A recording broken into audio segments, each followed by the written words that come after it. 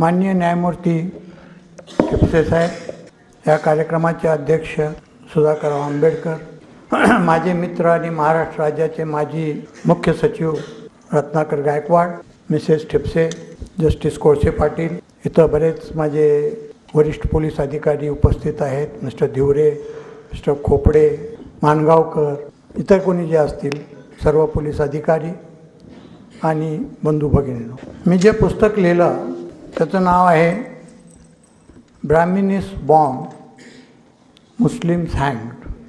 हे आत्ताच काकडेने सांगितलं की त्याचा अर्थ आहे ब्राह्मण्यवाद्यांनी स्फोट केले आणि मुसलमान लटकवले गेले.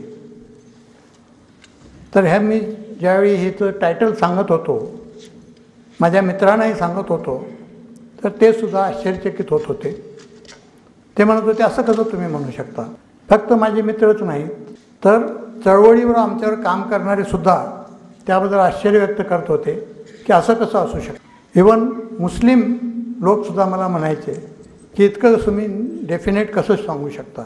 मी त्यांना विचारायचं हे माझं चूक आहे हे तुम्ही कशावरून सांगता. मी हे जे सांगतो हे याचा मी अभ्यास केलेला आहे, केस बाय केस अभ्यास केलेला आहे. तुम्ही कशावर सांगता असं त्यांना ज्यावेळी विचारतो, तुम्ही एकातरी केसचा अभ्यास केला आहे का, एकातरी निकालपत्राची स्क्रुटिनी पाहिली का, एकातरी चार्जशीटचं वाचन केलं का, एवढं नसताना तुम्ही माझ्याबद्दल संशय का व्यक्त करता.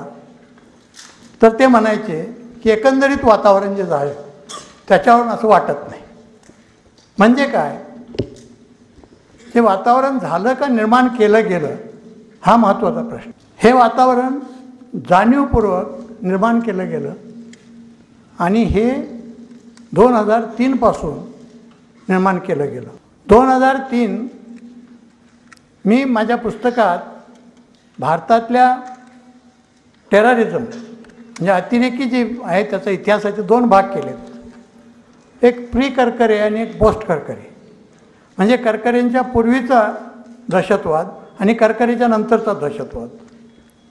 तर करकरेंच्या पूर्वीचा दहशतवाद काय होता, तुम्ही जर त्यावेळीचं पिक्चर डोळ्यापुढं आणलं 2003 ते 2008पर्यंत, तर प्रत्येक महिना 2 महिन्याला देशात कुठं ना कुठं मोठ्या शहरात मोठे बॉम्बस्फोट व्हायचे, अनेक लोक मारले जायचे, शेकडो लोक जखमी व्हायचे आणि दुसऱ्या दिवशी त्याची बातमी सर्व वर्तमानपत्रात अगदी भडक हेडलाईनमध्ये यायची. हे बातमी येणं काही फारसं मला आश्चर्य वाटत नव्हतं, कारण तो मोठे स्फोट होते, अतिरेकी हल्ला म्हणजे कृत्य होतं, हे येणं योग्य आहे. पण ज्या दिवशी ही बातमी येत होती, तुम्ही जर त्या वर्तमानपत्रांचं आत्ता तुम्हाला जुने वर्तमानपत्र काढून पाहिलं तर त्याच दिवशी IB आपली जी इंटेलिजन्स संघटना आहे, गुप्तचर संघटना, ती त्याच दिवशी हे कुठल्या संघटनेने केले हे सांगायचे आणि गव्हर्मेंट त्यांचा हवाला देऊन हे अमुक अमुक संघटनेने केले, सिमीने केले, इंडियन मुजाहिदीनने केले, ह्यात LETचा हात आहे, ह्यात अमुक मोहम्मद याचा हात आहे, अशा वेगवेगळ्या गोष्टी त्याच दिवशी यायच्या. त्याच्यानंतर 4 ते 8 दिवसानंतर प्रत्येक राज्यामध्ये ज्या अँटी टेररिझम स्क्वॉड्स आहेत त्याची वेगवेगळी नावं आहेत. महाराष्ट्रामध्ये ATS म्हणतात, कुठं SIT म्हणतात, कुठं STF म्हणतात, कुठं स्पेशल सेल म्हणतात. तर ह्या ज्या एजन्सी प्रत्येक राज्यामध्ये आहेत त्या IBचे बगलबच्चे किंवा IBचे बाहुले, हात कसले बाहुले म्हणतात, कठपुतल्या अशाच प्रकारच्या होत्या आणि ते IB त्यांना सांगायचं की यांनी केलेले आहेत, तुम्ही या लोकांना अटक करा. हे लोक त्यांना अटक करायचे, ज्यांच्याविरुद्ध काहीही पुरावा नाही त्यांना अटक करायचे, त्यांच्या मुसक्या बांधून त्यांचे फोटो प्रसिद्ध व्हायचे आणि पुढे काही दिवसानंतर त्यांच्याविरुद्ध चार्जशीट जायचं. हे चार्जशीट कशाच्या जोरावर जायचं, फक्त त्या लोकांचे कबुली जबाब ते सुद्धा पोलिसावर समोर घेतलेले, कारण आता काही नवीन कायद्यात पोलिसासमोरचे जबाब ग्राह्य मानले जातात आणि त्यांच्या घरातून काही आक्षेपार्ह वस्तू जप्त केल्या हे दाखवून त्यांच्याविरुद्ध चार्जशीट पाठवायची. हा एक गुन्हा संपतो नाही तोपर्यंत दुसरा स्फोट व्हायचा, तेच सगळ्या गोष्टींची पुनरावृत्ती व्हायची, त्याच हेडिंग त्याच संघटनांची नावं, काही मुसलमानांना अटक, त्यांची मुसक्या बांधून परेड, चार्जशीट, तर असं प्रत्येक 1-2 महिन्याला होत होतं. आणि ही परिस्थिती 2008पर्यंत चालू होती. त्यामुळं सर्वसामान्य जनतेच्या मनामध्ये असा एक संभ्रम निर्माण झाला होता किंवा अशी खात्री होत चालली होती की हे सगळे स्फोट मुस्लिमच करतात आणि संपूर्ण मुस्लिम समाजाबद्दल एक गैरसमज सगळ्या समाजामध्ये निर्माण झाला होता आणि तो आजही आहे. तो कुठंपर्यंत चालू राहिला? जोपर्यंत करकरे महाराष्ट्र ATSचे चीफ झाले नाही तोपर्यंत चालू झाला. करकरेंनी जून 2008मध्ये ATS प्रमुखपदाची सूत्र हाती घेतली. त्याच्यानंतर सप्टेंबरमध्ये मालेगावचा दुसरा स्फोट झाला. पहिला स्फोट 2006 साली झाला होता. त्यामध्ये 9 मुसलमानांना आत टाकलेलं होतं. ते अजून आतच होते. तर 2008मध्ये सप्टेंबरमध्ये दुसरा स्फोट झाला. नेहमीप्रमाणे IBने त्यांना आपले इनपुट्स ज्याला म्हणतात की बाबा अमुक अमुक संघटनांनी केलं, अमुक लोकांचा सहभाग आहे, त्यांना अटक करा. करकरे हा अत्यंत प्रामाणिक आणि एकनिष्ठ, आपल्या सर्व्हिसशी एकनिष्ठ, देशाशी एकनिष्ठ आणि अत्यंत प्रामाणिक असे अधिकारी होते. करकरेंनी म्हटलं की मला जोपर्यंत पुरावा मिळत नाही तोपर्यंत मी कोणाला अटक करणार नाही. आणि त्यांनी खऱ्या अर्थाने तपास करायला सुरुवात केली. आणि खऱ्या अर्थाने त्यांनी तपासाची सुरुवात जो स्फोट झाला होता त्या ठिकाणापासून केली.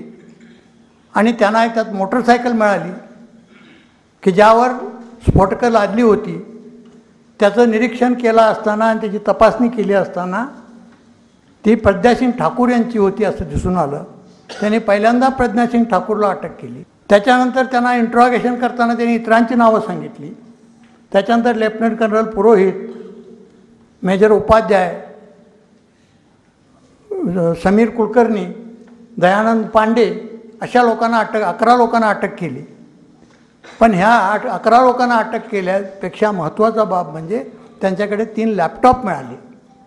आणि त्या लॅपटॉपचं निरीक्षण केलं असताना करकरेंना असं दिसून आलं की 2003च्या दरम्यान अभिनव भारत नावाची एक संघटना तयार झाली होती. आणि ती संघटना आर्यावर्त हिंदू राष्ट्र स्थापन करण्याचा त्यांचा मुख्य उद्देश होता. आणि त्यासाठी ते देशभर मीटिंग घेत होते. त्यासाठी ते RDX गोळा करत होते. त्यासाठी ते लोकांना प्रशिक्षण देत होते आणि स्फोट करायला लावत होते. आणि त्या स्फोटांची माहिती ब्राह्मण्यवादी संघटनांनी ज्यांना काबीज केलं आहे ती IB ही संघटना खोटी देत होती. आणि त्याच्यानंतर त्यांचा खोटा तपास केला जात होता. ही माहिती, ही परंपरा सुरू होती. पण करकरेंनी ही परंपरा तोडली. आणि त्याच्यानंतर ज्यावेळी त्यांना त्या लॅपटॉपमध्ये ही सगळी माहिती मिळून आली त्यावेळी त्यांना असं दिसलं की पूर्वीचे जे सगळे स्फोट झाले ते सुद्धा याच लोकांनी केले होते. त्या प्रत्येक गोष्टीमध्ये ते आत घुसायला लागले. त्यांना त्या 3 लॅपटॉपमध्ये 48 क्लिप्स मिळाल्या होत्या व्हिडिओ आणि ऑडिओच्या.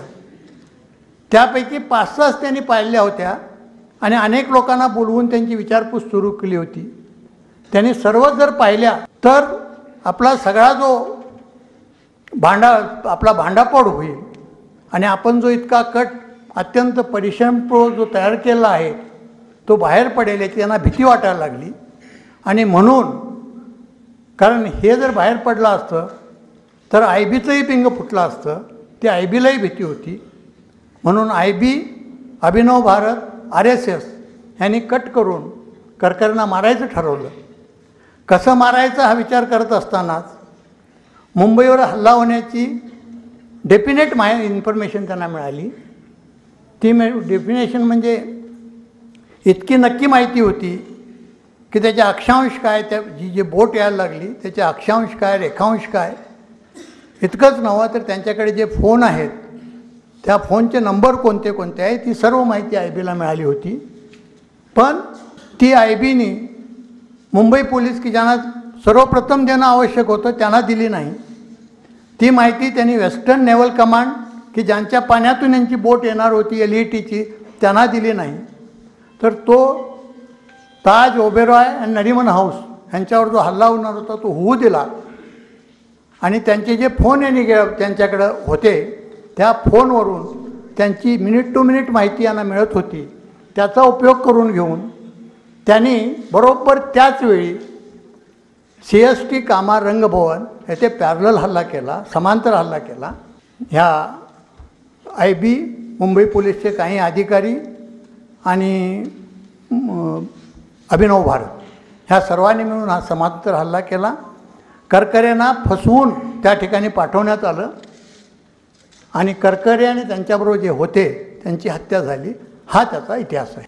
करकरेंना मारल्यामुळं हे सगळे निर्धास्त झाले की आता आपलं काय भांडं फुटणार नाही, आता आपलं बिंग फुटणार नाही, आता आपण जो हा कट रचलेला आहे तो कोणाला समजणार नाही. पण करकरेंच्या हत्येनंतर लोकांच्यामध्ये कुजबूज सुरू झाली की करकरेंनी आपल्या तपासात इतर अनेक बाबी उघडकीला आणल्या होत्या. पूर्वीचे जे स्फोटसुद्धा त्यांनीच केले होते, समझोता एक्सप्रेस म्हणा, अजमेर शरीफ, मक्का मशीद, मालेगाव 2006 ह्या त्यांनीच केले होते, अशी लोकांमध्ये कुजबूज सुरू झाली. आणि त्यामुळे जनतेने शासनावर असा दबाव आणला की या सर्व पूर्वीच्या स्फोटांची सुद्धा फेरचौकशी झाली पाहिजे.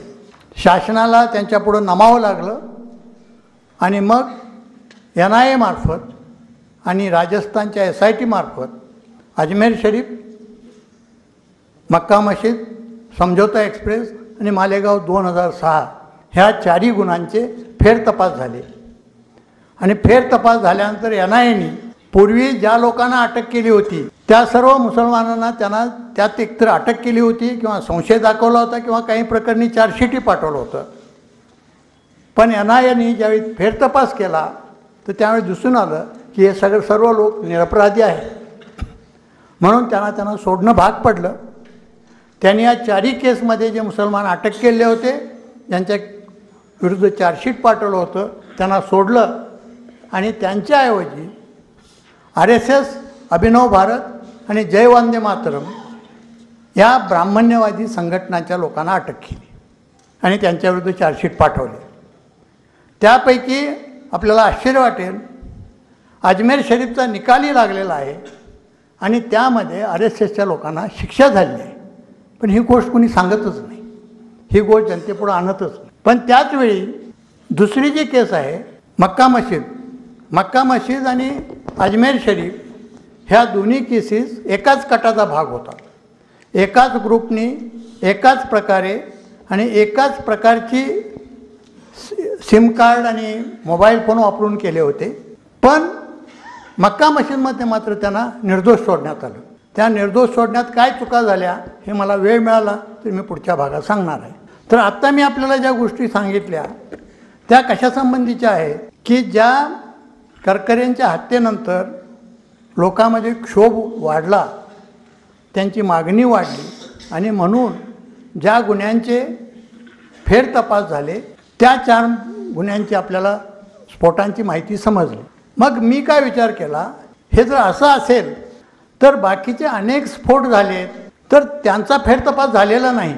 त्यांचा फेरतपास झालेला नाही, पण त्यामध्ये तपासामध्ये काही निष्पन्न झालं होतं का आणि तपासी अंमलदारांनी किंवा तपासी एजन्सीनी त्याचा पुढे तपास केला नाही अशी वस्तुस्थिती आहे का हे बघण्याचा मी प्रयत्न केला. पहिली केस घेतली मी जयपूरची. जयपूरच्या केसमध्ये 3-4 स्फोट जयपूरमध्ये एकाच वेळी झाले होते. त्यामध्ये असे साखळी स्फोट म्हणतात त्याला. त्यामध्ये एक स्फोट हवा महाल म्हणून आहे त्या ठिकाणी झाला होता. तो स्फोट झाल्यानंतर एक विजय नावाचा हमाली काम करणारा माणूस हा लोकांना बोलत सुटला की ही जी सायकल आहे ज्याच्यावर स्फोट झाला ती मीच ठेवली होती. ही बातमी काही वार्ताहरांना कळाली. आज तकचे वार्ताहरांनी त्याला धरला, त्याला विचारलं तर म्हटलं हो ही सायकल मीच ठेवली होती. त्याच भागात राहणारी मीना नावाची एक महिला आहे, त्यांनी मला ही सायकल ठेवायला सांगितलं होतं आणि त्यासाठी मला त्यांनी भरपूर मोठी रक्कम दिली होती, 1 लाख रुपये दिले होते. मग आज तकवाल्यांनी त्याला आपल्या स्टुडिओत नेलं आणि त्यांना सांगितलं तू सांग आता कॅमेऱ्यावर. त्याने स्टुडिओमध्ये सांगायला सुरुवात केली. त्याचं लाईव्ह टेलिकास्ट सुरू झालं पण पोलिसांना किंवा तपासी एजन्सीना ही बाब पुढे यायला नको होती. म्हणून त्यांनी काय केलं, स्टुडिओमध्ये तो इंटरव्ह्यू देत असताना स्टुडिओमधून त्याला उचलून नेला आणि नंतर सांगितलं की या विजय आणि ही जी मीना आहे यांचा आम्ही तपास सखोल करणार आहोत. त्याचा तपास आजपर्यंत झाला नाही. ह्याच जयपूर केसमध्ये एक मधुकर मिश्रा नावाच्या ग्रस्तानी एक मेसेज वेगवेगळ्या मीडियाना गेला होता. स्फोट होण्याच्या पूर्वी 10 मिनटं इंडियन मुजाहिदीनतर्फे तो पाठवण्यात आला होता की आम्ही जयपूरच्या अमुक अमुक भागात 3-4 स्फोट करणार आहोत. स्फोट होण्यापूर्वी त्याचा ज्यावेळी तपास केला, कारण ही टेक्नॉलॉजी फार आपली जितकी फायद्याची आहे तेवढी तोट्याची आहे. जेव्हा पोलिसांनी त्याचा तपास सुरू केला त्यावेळी असं दिसून आलं की मुंबईच्या एक मधुकर मिश्रा नावाच्या ग्रस्तानी तो इंडियन मुजाहिदीच्या नावाने मेसेज पाठवला होता. त्याला पोलिसांनी अटक केली त्या मधुकर मिश्राला. पण पुढं काय झालं कुणास ठाऊक, त्याला सोडून देण्यात आलं आणि एका मुसलमानाला अटक करण्यात आली की त्याने आपली गाडी बाहेर लावली आणि बाहेर त्याने आतल्या वायफायचा उपयोग करून तो मेसेज पाठवला. फक्त एकाच नाही, अशा 3 केसेसमध्ये असं त्यांनी केलं आणि ती जी मुस्लिम मुलं आहेत ते पुण्याची आहेत. ते मी पुढच्या भागात आपल्याला थोडक्यात सांगेन. मी दुसरी केस अभ्यासासाठी घेतली ती म्हणजे इथली पुण्याची जर्मन बेकरी केस.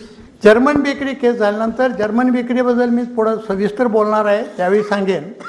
पण एक संशयाची सुई एकाकडे दाखवत असताना ऐनवेळी दिशा बदलून दुसरा तपास कसा केला जातो हे मी तुम्हाला सांगणार आहे. ज्यावेळी जर्मन बेकरीचा तपास होत होता त्याच्या आधी 1 वर्ष गोव्याच्या मडगावमध्ये एक स्फोट झाला होता आणि त्यामध्ये सनातन संस्थेच्या लोकांना अटक केली होती. त्यामध्ये एक सारंग कुलकर्णी नावाचा ग्रस्त होता. तर त्या सारंग कुलकर्णींनी 12 बॉम्ब तयार केले होते.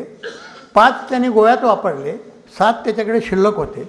तर गोव्याचे पोलीस त्याचा तपास करत असताना गोव्याचे पोलीस आणि NIA हे तपास करत असताना त्यांना असं दिसलं की पुण्याच्या जर्मन बेकरीचा स्फोटसुद्धा ह्याच सारंग कुलकर्णींनी केला.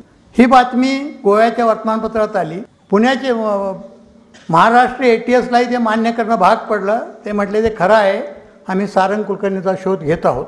त्या बातमीत अशी एक बातमी होती की सारंग कुलकर्णी जर्मन बेकरीच्या आधी 2 महिने पुण्यात राहिले होते.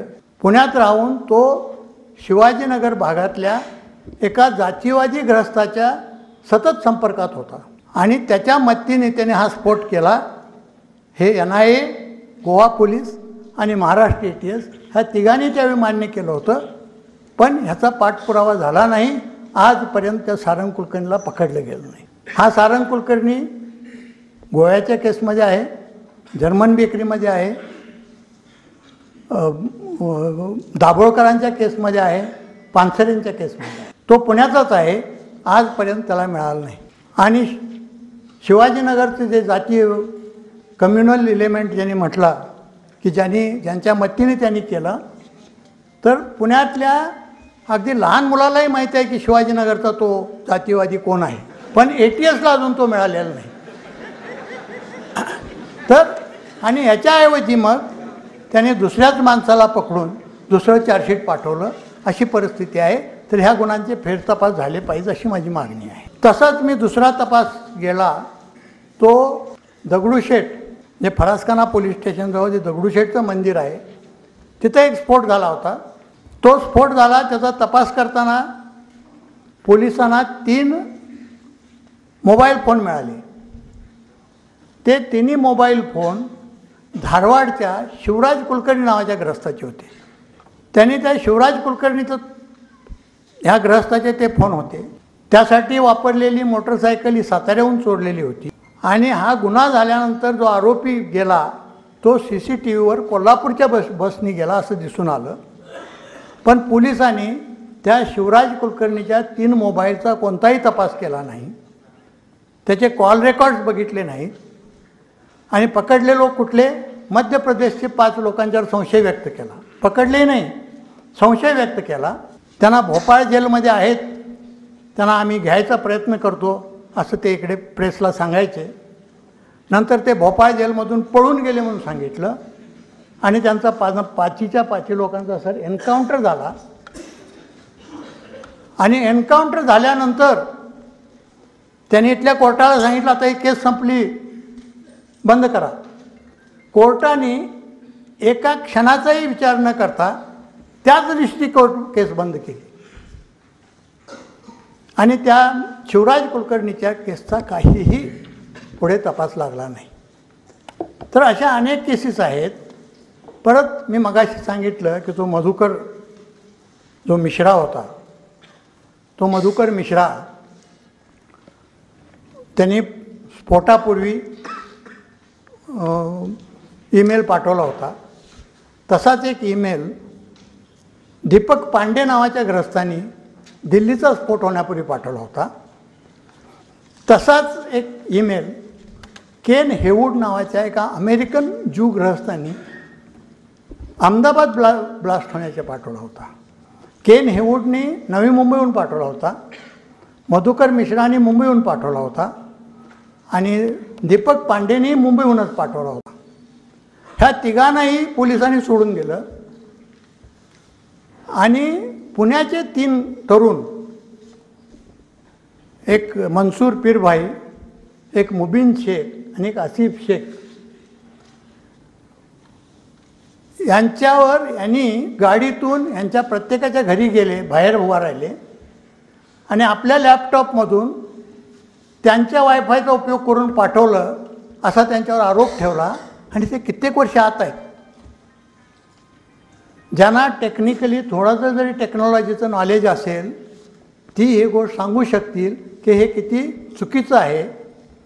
कारण आणि इव्हन फॉरेन्सिकच्या ज्यावेळी रिपोर्ट आला, कारण हे सगळे आरोप काय आहे की यांनी ब्लास्ट होण्याच्या पूर्वी पाठवले.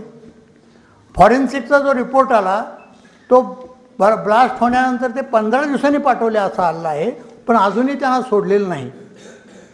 तर असे ज्यावेळी ईमेल पाठवले जातात तर त्याचा एक डिजिटल फुटप्रिंट म्हणून असतात. तो डिजिटल फुटप्रिंट काढला की ज्या लॅपटॉपमधून ते पाठवलं त्या लॅपटॉपपर्यंत आपोआप जातं. पण ते न करता यांच्या लॅपटॉपमध्ये यांनी ते पाठवलं असं रेकॉर्ड निर्माण केलं आणि यांना ठेवलं.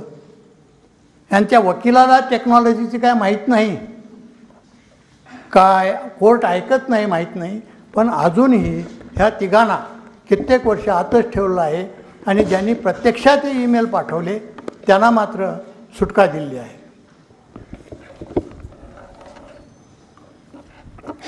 त्याच्यानंतर कानपूरमध्ये एक स्फोट झाला. कानपूरमध्ये बजरंग दलाचे 2 अतिरेकी राजीव मिश्रा आणि भूपिंदर सिंग हे बॉम्ब बनवत होते 2008 मध्ये. बॉम्ब बनवताना ते बॉम्ब फुटला, बनवतानाच स्फोट झाला आणि ते दोघे मारले गेले. मारले गेल्यानंतर पोलिसांनी ज्यावेळी झडती घेतली त्यावेळी त्यांच्याकडं प्रचंड प्रमाणात स्फोटकं मिळाली, RDX मिळालं आणि मुस्लिम एरियांचे नकाशे मिळाले. ह्याचा अर्थ त्यांचा फार मोठा प्लॅन काही स्फोटकं तयार करून त्यांना मारण्याचा होता, मुस्लिम भागात स्फोट करण्याचा होता. पोलिसांना असंही दिसून आलं की हे जे 2 लोक होते हे 2-3 महिन्यापासून मुंबईच्या 2 लोकांच्या सतत संपर्कात होते. त्या 2 लोकांचे फोन नंबरही मिळाले, पण शेवटपर्यंत पोलिसांनी त्यांना शोधून काढलं नाही. कारण काय दिलं की मुंबईच्या त्या 2 लोकांनी खोट्या नावाने सिम कार्ड खरेदी केले होते. खरं म्हणजे खोट्या नावाने सुरुवातीच्या काळात सिम कार्ड मिळत होते, आता मिळत नाहीत, पहिली गोष्ट. दुसरी गोष्ट, जरी ते खोट्या नावाने केले असले तरीसुद्धा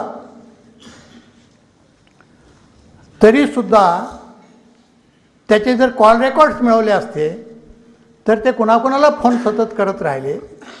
त्या लोकांच्याकडे विचारपूस करून ते 2 कोण लोक आहेत ते शोधून काढता आलं असतं. पण पोलिसांना इतकी माहिती मिळूनसुद्धा त्यांनी त्या लोकांना शोधून काढलं नाही. तर अशा अनेक गोष्टी आहेत, जितके सांगाल तेवढं थोडंच आहे. ते मी पुस्तकात सविस्तर लिहिलं आहे, ते आपण वाचावं सगळं मी सांगत नाही. आणि एक मल्लेश्वरम म्हणून आहे, ती एक महत्त्वाची तुम्हाला घटना सांगतो. मल्लेश्वरममध्ये 2013मध्ये BJPच्या कार्यालयावर जो स्फोट झाला.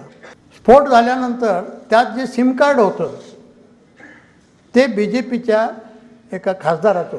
ते मिळाल्याबरोबर त्या खासदारांनी सांगितलं कालच माझं हरवलं, पण मी तक्रार दिली नाही. पोलिसांनी ते ग्राह्य मानलं, त्या खासदाराला क्लीन चिट दिली आणि एका मुसलमान पोराला अटक केली. त्याच्याकडे 16 सिम कार्ड दाखवले आणि त्या सिम कार्डमधला एकच सिम कार्ड वापरलेला होता. तो सिम कार्ड म्हणजे हा खासदाराचा सिम कार्ड. पण तरीसुद्धा त्यांनी त्या पोरालाच फक्त कारवाई केली, त्या खासदाराच्यावर काहीही कारवाई केली नाही किंवा त्याला अटक केली नाही. तर हे सगळं पाहत असताना मला असं दिसलं की अनेक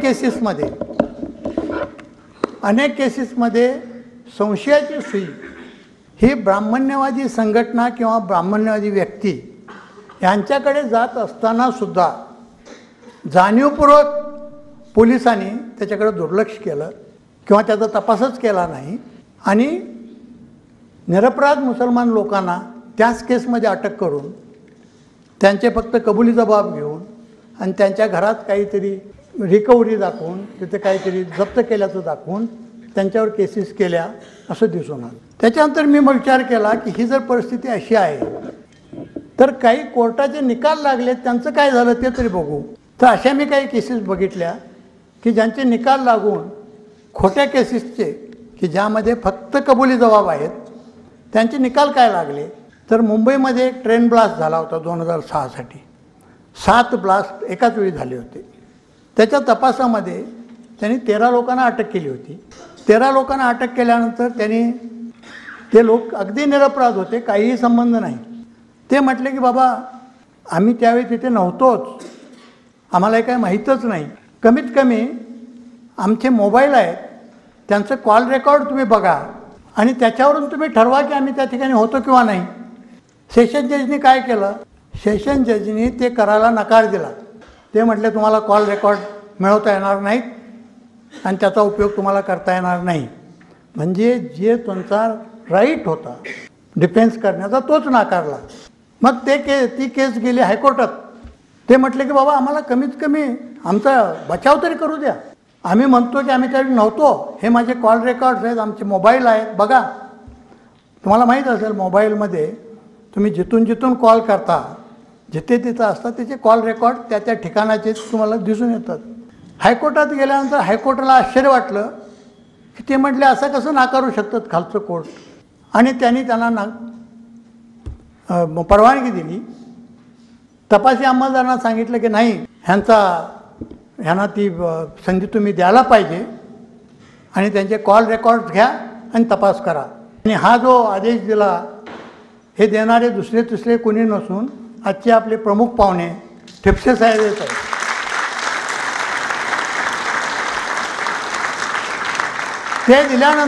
त्या दिल्यानंतर सुद्धा पोलीस हारत नाहीत कधी. ते दिले,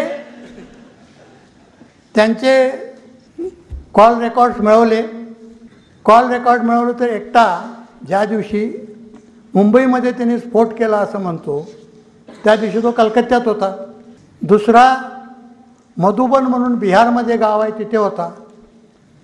तिसरा मुंबईमधल्या आपल्या कार्यालयात दिवसभर होता. तर हे कोर्टापुढं मांडलं त्यांनी की बघा मी कलकत्त्याला होतो. तो दुसरा म्हटला मी मधुबनला होतो. तिसरा म्हटला मी दिवसभर ऑफिसमध्ये होतो आणि त्यावेळी तुम्ही म्हणता की आम्ही स्फोट केले. कोर्टाने काय भूमिका घ्यावी. कोर्ट म्हटले मोबाईल हा तुमच्या शरीराचा भाग नाही, त्यामुळे आम्ही ते ग्राह्य मानणार नाही. This is not your body part. तर असं होऊही शकतं, म्हणजे असं नाही की असं होणार नाही की समजा ज्याला करायचं आहे तो मोबाईल एका ठिकाणी ठेवेल आणि स्फोट कुठंतरी करण्यासाठी जाईल, असं होऊ शकतं. म्हणून त्या लोकांनी म्हटलं की खरं असं जर तुम्हाला वाटत असेल की आमचा बॉडी पार्ट नाही तर आमचे दुसरे पुरावे आहेत ते बघा. उदाहरणार्थ कलकत्त्याचा जो ग्रस्त होता तो म्हटला की माझं दुकान आहे, मी दिवसभर दुकानात होतो, इतके दिवस सगळे दुकानात होतो की ज्या दिवशी तुम्ही म्हणता मी मुंबईत होतो. दररोज मी सहारा बँक आहे त्याच्यामध्ये पर्सनली पैसे जमा करत होतो, तिथं माझी सही आहे. ज्या दिवशी मुंबईमध्ये स्फोट झाला त्यावेळी मी तिथे कलकत्त्यामध्ये ICICI बँकेची इन्शुरन्स पॉलिसी घेतली आहे, ती कागदपत्र त्या दिवसाची आहे, ती बघा. मधुबनचा माणूस म्हटला की तुम्ही मला ज्या दिवशी इथे होता म्हणता त्यावेळी मी दिवसभर मधुबनमध्ये होतो आणि मधुबन हे आपला नेपाळला लागून आहे. तर नेपाळला लागून असल्यामुळं ते बॉर्डरचे लोक नेपाळला जाऊन येऊन करतात, त्याच्यासाठी त्याने विजाची गरज लागत नाही. तर त्यांनी त्या काही कामासाठी ज्या दिवशी स्फोट झाला त्या दिवशी तो काही कामासाठी नेपाळला गेला होता. नेपाळला जरी मी सांगितल्याप्रमाणे विजा लागत नसला तरी बॉर्डरवर एक रजिस्टर ठेवलं जातं. रजिस्टर त्या माणसाची सर्व माहिती ठेवली जाते आणि त्याची सही घेतली जाते जाताना आणि येताना. तो म्हटला ते रजिस्टर तुम्ही मागवा, त्याची कॉपी मागवा. तिसरा जो ऑफिसमध्ये होता तो म्हटला आमच्याकडे मस्टर इतकं कडक आहे की ते दोघा तिघांच्या समोर साईन करावं लागतं आणि दिवसभर आम्ही सोडून जाऊ शकत नाही, ते तुम्ही बघा. कोर्टाने हे तिन्ही बघण्यास नकार दिला आणि त्यांना सर्वांना फाशीची शिक्षा दिली. म्हणजे आता आपण विश्वास कुणाचा ठेवायचा? ही जर परिस्थिती कोर्टाची असेल तर असा एकच नाही, अनेक निकाल. आता मगाशी मी जाता उल्लेख केला तो जर्मन बेकरीचा. तर जर्मन बेकरीचा स्फोट झाल्यानंतर पहिल्याच दिवशी आपल्या ATSला एक चांगलं नाव मिळालं आहे, भटकळ. काही न्यायानंतर त्या भटकळ बंधूंनी केलं म्हणतात ते. ज्या दिवशी हा स्फोट झाला त्या दिवशीची तुम्ही वर्तमानपत्र बघा. ATS, IB, स्थानिक पोलीस सगळ्यांनी सांगितलं आहे भटकळ आणि इंडियन मुजाहिदीन ह्यांनी केलेलं आहे. तर भटकळ म्हटल्यावर भटकळ म्हणून कोणाला तरी अटक तरी केली पाहिजे. मग त्यांनी बघितलं की ते CCTVवर जितके भटकळ बंधू होते त्या सगळ्याशी चेहऱ्याशी कुणाचा मिळतो का बघायला लागले. तर त्यांना एक समद नावाचा तरुण पोर त्याचा चेहरा जरा बराचपैकी मिळतो असं वाटलं. एवढ्या तो जो CCTV होता तोही स्पष्ट नव्हता, असा ब्लर्ड होता. पण यांनी नक्की केलं की तो हाच आहे आणि तेवढ्याच्या आधारावर त्यांनी सगळा पुरावा तयार केला आणि त्यांनीच केल्याबद्दल त्याचा सगळा पुरावा तयार केला, खोटा पुरावा. आणि त्याच वेळी तो पुण्यामध्ये एक CPR म्हणून सेंटर फॉर पोलीस रिसर्च म्हणून एक सेंटर आहे. त्याच वेळी तिथे भारतातल्या सर्व ATS प्रमुखांचं ट्रेनिंग चाललेलं होतं. तर म्हटले एवढा मोठा आम्ही आता शोध लावलेला आहे तर त्याचं प्रेझेंटेशन तिथं देऊ म्हणून महाराष्ट्र ATSने त्या भारतातल्या सगळ्या ATS प्रमुखांच्या पुढं प्रेझेंटेशन देऊन समद कसा आम्ही पकडला आणि त्याच्याविरुद्ध कसा ठोस पुरावा आहे हे दाखवलं. समद तो इथं नव्हता त्यावेळी, तो दुबईला गेला होता नोकरीच्या शोधासाठी. ह्यांनी म्हटलं की हा दुबईला पळून गेला आहे, आम्ही त्याचं सगळं केला, आला की आम्ही पकडणार. तो आल्याबरोबर मंगलोर एअरपोर्टवर त्याला पकडला आणि भरपूर प्रसिद्धी दिली. पेपरने नकाराच्या नकारे लिहिले त्या समदवर. आणि कोर्टापुढे ज्यावेळी प्रोड्यूस केला त्यावेळी घरच्या लोकांनी एक मंगलोरमधला एका लग्नाचा व्हिडिओ त्यांना दाखवला की ज्या दिवशी तो स्फोट होत होता त्या दिवशी त्या लग्नात हा समद त्या लग्नामध्ये होता. ते समजल्यानंतर ते पंक्चर झाली त्यांची ही गाडी. मग ते म्हटले त्याला सोडून दिला, त्याला आम्ही कधी अटकच केला नव्हता, आमचा काय संशय फारसा नव्हता म्हटले. आणि तिसरे 3 त्यांनी भटकल्स काढले, यासिन भटकल, रियाज भटकल आणि इक्बाल भटकल. ह्या तिघांनी आणि हा जो आता बेग त्याचं नाव काय हिमायत बेग, ह्या सगळ्यांनी मिळून हा केला आहे. पण हे भटकल काय मिळून येत नव्हते. मग हिमायत बेगला पकडला. तो बिचारा गरीब शिक्षक, एक तो ह्याचा कॅफे चालवतो इंटरनेटचा. फक्त त्याच्या जोरावर ते म्हटले की काहीतरी भानगडी करत असेल, त्याला पकडला. नेहमीसारखं त्याचं कबुलीचा बाब घेतला आणि त्याच्याविरुद्ध चार्जशीट पाठवून दिली. चार्जशीट पाठवून दिल्यानंतर त्या मुंबईच्या केसप्रमाणे त्यांनी एक नाही 2 मोबाईल त्यांना दिले. हे मोबाईल घ्या आणि ह्या मोबाईलमध्ये तुम्ही त्यांच्यावर 2 आरोप होते. एक उदगीरमध्ये बॉम्ब बनवत होता हा आरोप, आणि दुसरा जर्मन बेकरी पुण्यामध्ये स्फोट केल्याचा आरोप. ते म्हटलं ज्यावेळी तुम्ही म्हणता की उदगीरमध्ये बॉम्ब बनवत होतो त्यावेळी मी मुंबईला होतो, आणि तुम्ही म्हणता की ज्यावेळी मी पुण्यामध्ये स्फोट करत होतो त्यावेळी मी औरंगाबादला होतो. माझे दोन्ही मोबाईल तुम्ही चेक करा. दोन्ही मोबाईल चेक केले आणि त्याचं म्हणणं खरं दिसलं की उदगीरला ज्यावेळी पोलीस म्हणत होते त्यावेळी तो मुंबईला होता, आणि ज्यावेळी पोलीस त्याला पुण्यात म्हणत होते त्यावेळी तो औरंगाबादला होता. आता पोलिसांची झाली पंचायत, पण पोलीस मी सांगत नाही हार खात. त्यांनी काय केले, 2 साक्षीदार निर्माण केले, एक औरंगाबादचा आणि एक मुंबईचा. त्या दोन्ही साक्षीदारांनी काय सांगितलं की अमुक अमुक दिवशी हा आमच्याकडे आला, त्यांनी सांगितले 2 मोबाईल तुमच्याकडे ठेवा, कारण मी फार लोकांचं कर्ज घेतलं आहे, ते मला त्रास देतात, पण मोबाईल बंद करू नका. फोन आला की फक्त हिमायत बाहेर गेला एवढं सांगा, आणि फोन चालू ठेवा, मी 2 दिवसांनी येऊन घेऊन जातो. आणि 2 दिवसांनी तो येऊन घेऊन गेला. असे त्यांनी साक्षीदार तयार केले. आणि साक्षीदार तयार केल्यानंतर आश्चर्य म्हणजे कोर्टाने जो कॉल रेकॉर्डचा सायंटिफिक एव्हिडन्स होता तो बाजूला टाकला, आणि हे 2 बोगस जे विटनेसेस होते त्यांचं म्हणणं खरं समजून ह्याला फाशीची शिक्षा दिली. मग हायकोर्टात गेला की बाबा फक्त 2 लोकांच्या साक्षीवरून तुम्ही मला फाशीची शिक्षा दिली, हे सगळे बोगस साक्षीदार आहेत. हायकोर्टी ठिपसे साहेबांच्यासारखा सरळ माणूस होता, त्याने बघितलं की बाबा हे खरं दिसतं. त्यांनी केलं की बाबा हे तुम्ही जे केलेलं आहे 2 साक्षीदार आहेत ते बोगस साक्षीदार आहेत असं ग्राह्य धरून त्यांनी हिमायत बेगला मुंबईच्या पुण्याच्या जर्मन बेकरी केसमधून त्याची निर्दोष मुक्तता केली. पण त्या हायकोर्टाचं संपूर्ण त्याला निर्दोष करण्याचं धाडस झालं नाही. उदगीरला त्यांनी जे बॉम्ब तयार करायचा प्रयत्न केला होता तर त्याच्या घरात काही RDX सापडलं, ही केस मात्र ठेवली, आणि त्याला फाशीच्या ऐवजी त्या केसमध्ये उदगीरच्या केसमध्ये 10 वर्षाची शिक्षा कायम केली. पण पुण्याच्या कुठल्याही वर्तमानपत्रात तो जर्मन बेकरीमधून निर्दोष सुटला हे कुठेही आलं नाही. बातम्या कशा आल्या की हायकोर्टाने फाशीची शिक्षा कमी करून 10 वर्ष जन्मठेपेची शिक्षा कायम केली. हे चुकीचं आहे, कारण हे 2 वेगवेगळे गुन्हे आहेत, आणि जर्मन बेकरीतून त्याची निर्दोष मुक्तता झाली आहे.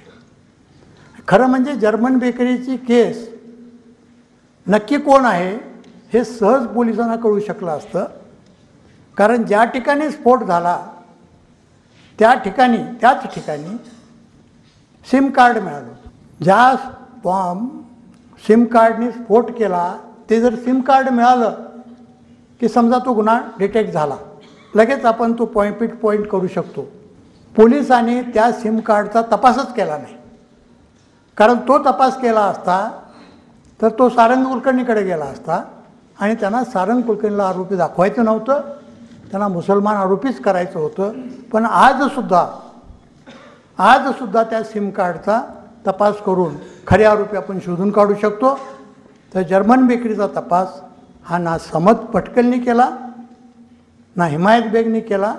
हा जो स्फोट आहे हा सारंग कुलकर्णी आणि शिवाजीनगरचा जो जातीवादी ग्रस्त आहे यांनी मिळून केला आहे, तर त्यासाठी फेरतपासणं आवश्यक आहे अशी मी यात मागणी केली आहे. हे झाले एक वेगळ्या प्रकारचे. आता जिथे मुसलमान आरोपी आहेत, जिथे हे तर मुसलमान आरोपींच्या बाबतीत झालं, पण जिथे RSSचे किंवा अभिनव भारतचे आरोपी आहेत तिथं मात्र पोलिसाचा दृष्टिकोन बदलतो, याचा कोर्टाचा दृष्टिकोन बदलतो. हे मी माझ्या आणखीन 2 केसेसचा मी जो तपास केला, एक गुन्हा मोहम्मदिया मस्जिद म्हणून परभणी आहे तिथे झाला होता. मोहम्मदिया मस्जिदच्या तपासामध्ये त्यांनी मोहम्मदिया मस्जिदचा स्फोट झाला परभणीला 2003 मध्ये. CIDने तपास केला, पण त्यांना कोणी आरोपी मिळाले नाहीत, म्हणून त्यांनी फायनल केला, म्हणजे केस फाईल करून टाकली. पण त्याच्यानंतर 3 वर्षांनी नांदेडला स्फोट झाला. RSSचे आणि बजरंग दलाचे काही अतिरेकी बॉम्ब तयार करताना तो बॉम्ब फुटला आणि 2 अतिरेकी मरण पावले, 2 जखमी झाले. तर एकाची ज्यावेळी नार्को ॲनालिसिस टेस्ट केली, त्या नार्को ॲनालिसिस टेस्टमध्ये त्यांनी सांगितलं की फक्त हाच नाही तर आम्ही पूर्णा, जालना, परभणी, नांदेड हे चारीच्या चारी आम्हीच केले आहेत. आणि तो एक ग्रुप होता आणि ते सगळे RSSचे आणि बजरंग दलचे होते. आणि ते म्हटले की आम्हाला ट्रेनिंग पुण्यामध्ये सिंहगड रोडला एक आकांक्षा रिसॉर्ट म्हणून आहे, त्या ठिकाणी आम्हाला आठवड्याचं ट्रेनिंग देण्यात आलं बॉम्ब बनवण्याचं. आणि त्या ट्रेनिंगमध्ये आम्हाला त्याचं डेमॉन्स्ट्रेशन देण्यात आलं आणि आम्हाला बॉम्बचे आम्हाला RDX देण्यात आलं. असं झाल्यानंतर हा सगळा तपास रेकॉर्डवर आणला आणि त्यांच्याविरुद्ध चार्जशीट पाठवलं. त्या चार्जशीटमध्ये काही त्रुटी होत्या, काही प्रत्यक्षदर्शी साक्षीदारांचे जबाब नव्हते, नार्को ॲनालिसिस टेस्टचा जो रिपोर्ट होता तो त्यात नव्हता.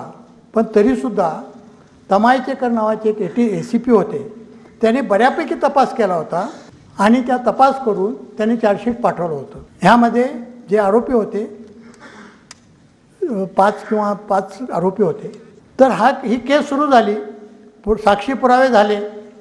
शेवटी जी साक्ष होते ती तपासी अंमलदाराची होते आणि ती फार महत्त्वाची असते. तर ACP तमायचेकरची साक्ष झाली, त्याची फार चांगली साक्ष झाली. त्यांनी सुरुवातीला सगळं खरं खरं सांगून टाकलं, सगळं सुसंगत सगळी हकीकत सांगितली.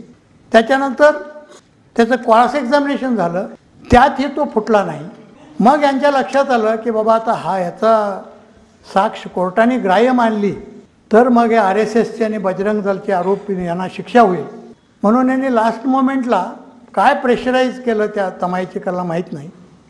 तमायचेकरनी शेवटच्या दिवशी कोर्टामध्ये कोल्हापूरच्या एका खाजगी डॉक्टरचं सर्टिफिकेट दिलं. त्या सर्टिफिकेटमध्ये लिहिलं होतं की ह्यांना फार अनेक बिमाऱ्या आहेत आणि ह्यांना अधूनमधून स्मृतिभ्रंशाचे झटके येतात, त्यामुळं ते सगळं खरं बोलू शकत नाहीत. तो जो डॉक्टर होता त्याची क्वालिफिकेशन काय, त्याला ही देण्याची त्याची पात्रता आहे का, ह्याचा काही विचार न करता कोर्टाने फक्त त्या एका सर्टिफिकेटच्या जोरावर तमायचेकरची सगळी साक्ष अग्राह्य मानली आणि ह्या सर्व आरोपींना निर्दोष सोडून दिलं. तर मला सांगण्याचा उद्देश काय की कोर्टामध्ये किती चुकीचं सगळं होत आहे हे मला दाखवायचं होतं. त्याचप्रमाणे मगाशी मी सांगितलं की अजमेर शरीफच्या केसमध्ये शिक्षा झाली, पण त्याच एकाच गुन्ह्याचा एकाच कटाचा दुसरा भाग मक्का मशीद केसमध्ये मात्र निर्दोष सोडलं. ह्या दोन्ही गुन्ह्याचा तपास एकच आहे. ह्या दोन्ही गुन्ह्याच्या तपासामध्ये काय निष्पन्न झालं की हे जे आरोपी होते ह्याने बोगस नावाने 11 सिम कार्ड मिळवले होते आणि बोगस नावाने 3 हँडसेट मिळवले होते मोबाईलचे आणि त्याचा वापर करून त्यांनी हे स्फोट केले होते. त्यातले 2 मोबाईल किंवा 2 सिम कार्ड मिळून आले मक्का मशीदमध्ये आणि 2 मिळून आले अजमेरच्या केसमध्ये आणि 4ही ह्या 11 पैकीच होते. शिवाय जो मोबाईल जो सिम कार्ड मक्का मशीदमध्ये वापरला होता तो सिम कार्ड पूर्वी अजमेर शरीफमध्ये जो एक हँडसेट मिळाला त्यामध्ये पूर्वी वापरला होता हे दिसून आलं. त्याच्यावरून एकच सिद्ध झालं की हे सगळे दोन्ही गुन्हे एकाच ग्रुपने एकाच पद्धतीने आणि एकाच प्रकारचे सिम कार्ड वापरून केले आहेत.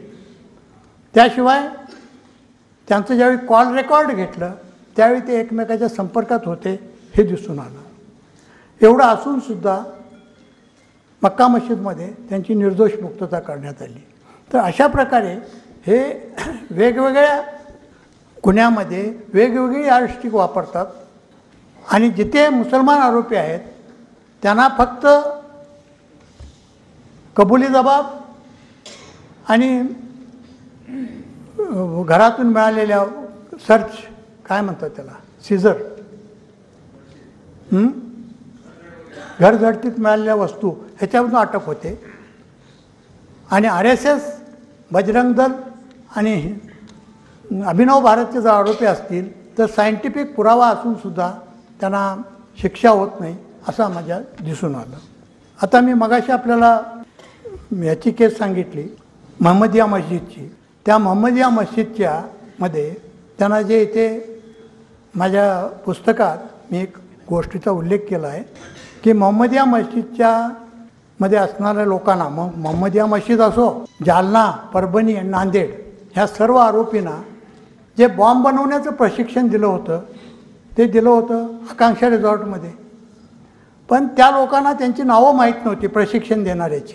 पण जालनामध्ये दुसरा एक आरोपी अटक केला होता धावडे म्हणून, त्याला त्यांची नावं माहीत होती. त्यांना सांगितले की जे आरोपी होते, जे ट्रेनिंग द्यायला आम्हाला शिक्षक होते, जे बॉम्ब बनवायचं ट्रेनिंग देत होते, त्यामध्ये पुण्याचे 2 प्रोफेसर होते. एक होते प्राध्यापक देव आणि दुसरे होते डॉक्टर शरद कुंटे. तर मग ह्यांचा तपास सुरू झाला. त्यावेळी पुण्यामध्ये ATSला पीटर लोबो नावाचे एक ग्रस्त होते. ते म्हटले इतके सगळे स्फोट करणाऱ्या अतिरेक्यांना हे जर प्रशिक्षण देत असतील तर त्यांना त्याच्यापेक्षा जास्त शिक्षा झाली पाहिजे. म्हणून त्यांनी डॉक्टर शरद कुंटेंना विचारपूस करण्यासाठी बोलवलं. शरद कुंटेंना विचारपूस केल्यानंतर ते योग्य ती उत्तरं देऊ शकले नाहीत. त्यामुळे यांचा संशय वाढला. मग यांनी विचार केला की मग याला परत बोलवून ह्याची जरा कसून चौकशी करावी किंवा याला अटक करून याची रिमांड घ्यावी. पण त्यावेळेच्या ATSच्या काही ब्राह्मण्यवादी अधिकाऱ्यांनी त्या पीटर लोबोला त्या कुंटेला बोलवण्यापासून रोखलं. त्याला म्हटलं कुंटेला परत बोलवायचंच नाही आणि त्याच्याकडं तपास करायचा नाही. तर हे कुंटे कोण, आज ते कुठं आहेत? जे कुंटे जेलमध्ये पाहिजे होते ते आज इथल्या प्रसिद्ध फर्ग्युसन कॉलेजचे सर्वेसर्वा आहेत. ते या फर्ग्युसन कॉलेज ज्या सोसायटीच्या अंडर येतं त्या डेक्कन एज्युकेशन सोसायटीच्या गव्हर्निंग काउन्सिलचे ते चेअरमन आहेत. तर त्याच्याबद्दल कोणी बोलतच नाही. तर ह्या सर्व गोष्टी मी या पुस्तकात मांडण्याचा प्रयत्न केलेत. वेळ फार कमी असल्यामुळं मला या सर्व गोष्टी आता सांगता येणार नाही. आपल्या विनंती अशी आहे की आपण हे पुस्तक वाचावं. माझी आपल्याला एवढीच विनंती करायची आहे की जे वर्तमानपत्रात दिसतं किंवा जे TV वर दिसतं त्याच्यावर आपली मतं न बनवता त्याच्या पलीकडं आपण गेलं पाहिजे. फक्त वर्तमानपत्रात वाचल्यामुळं काय झालं की पूर्वी जे मुस्लिमांच्याबद्दल जी प्रतिमा होती ती तशीच राहिली. त्याच्यानंतरच्या केसेसचा फेरतपास गेला, त्यांना निर्दोष सोडलं किंवा त्यांना जामिनावर सोडलं किंवा मुक्त केलं. हे सगळं झालं तरी अजून जनतेच्या मनात पूर्वीचीच प्रतिमा आहे. त्यामुळं आपल्यामध्ये जो मुस्लिम विरोधी, तो राष्ट्रभक्त ही जी इमेज तयार झाली ह्याला हे कारणीभूत आहेत. अशा प्रकारचं तपास आणि अशा प्रकारचा मीडियाचा प्रोपगंडा. तर आपण ह्या पुस्तकातून काय घ्यावं असं मला विचारत असाल तर आपण एवढंच घ्या की या सगळ्या ज्या गोष्टी दिसतात ह्या काय सत्य नसतात. आपल्याला त्याच्या मागं गेलं पाहिजे, आपल्याला त्याचं निरीक्षण केलं पाहिजे, आपल्याला त्याचा अभ्यास केला पाहिजे. असं जर झालं तर ह्या देशाचं चित्र नक्की बदलेलं असं मला वाटतं. धन्यवाद.